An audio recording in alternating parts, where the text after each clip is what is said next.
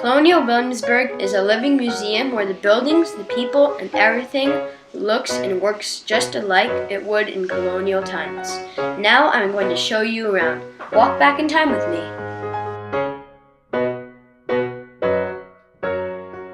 "1980s. From this date, your personal computer is your brain.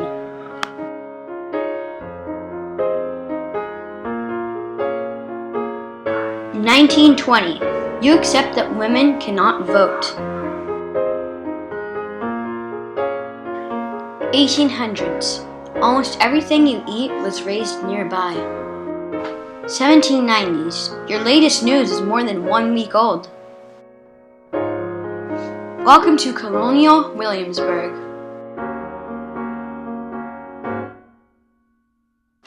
The governor's palace was finished in 1722 and served as a home to 7 royal governors, including Thomas Jefferson. Welcome to the governor's palace.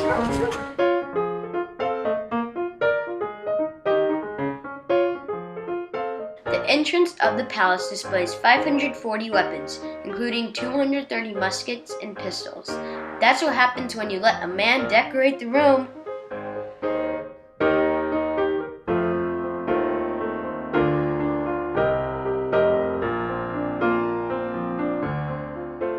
The palace hosted the colony's fashionable society and finest entertainment. Governors hosted gala events for large gatherings. Eventually, the palace served as a hospital to wounded soldiers.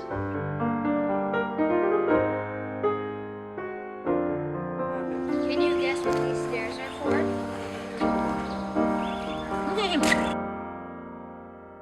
In 1699, the settlement had grown into a town and it was chosen as the capital of the colony of Virginia.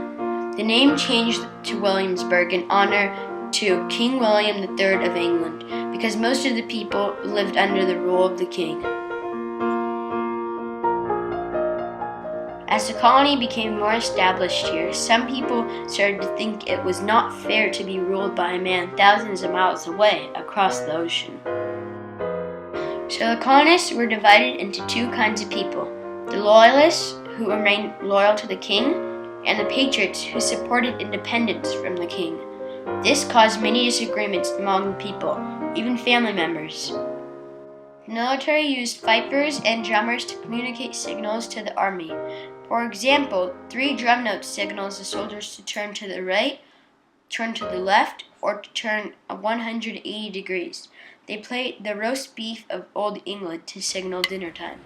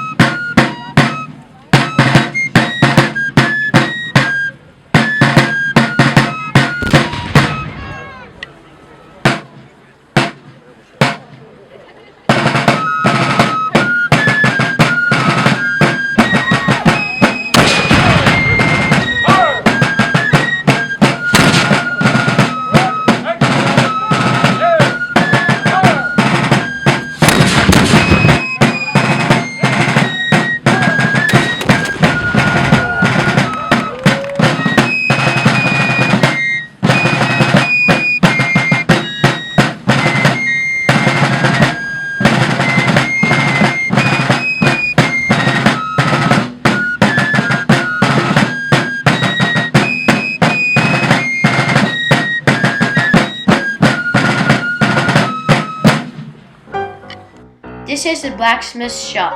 A blacksmith's forge consists of a raised brick to feed its soft coal fire and a hood to carry away the smoke.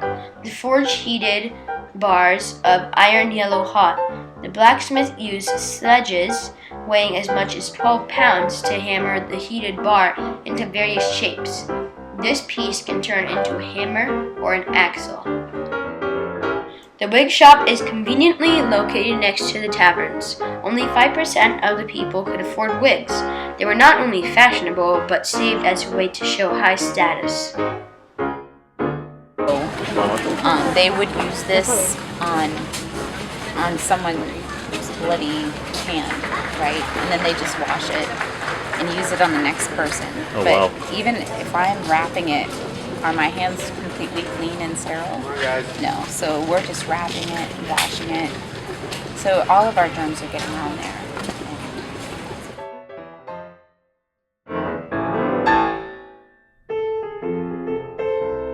For treating malaria. That would actually be one of the most important medicines you buy here in the 18th century. Would that cost a lot of money? Not necessarily.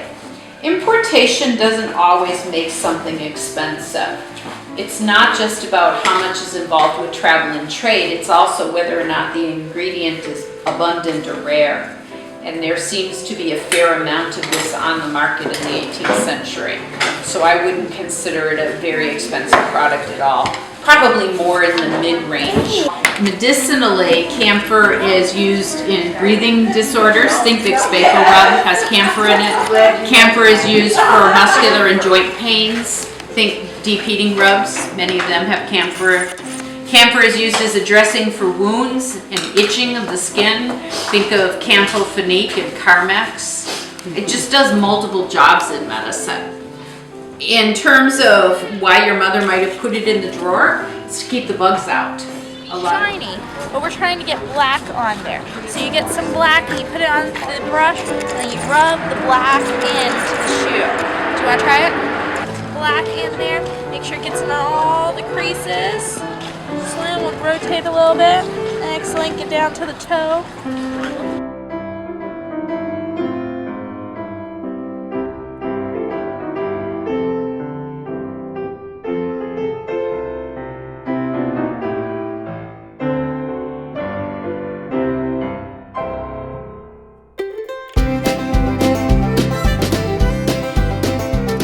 Here we are at the Governor's Garden Maze. Let's get lost.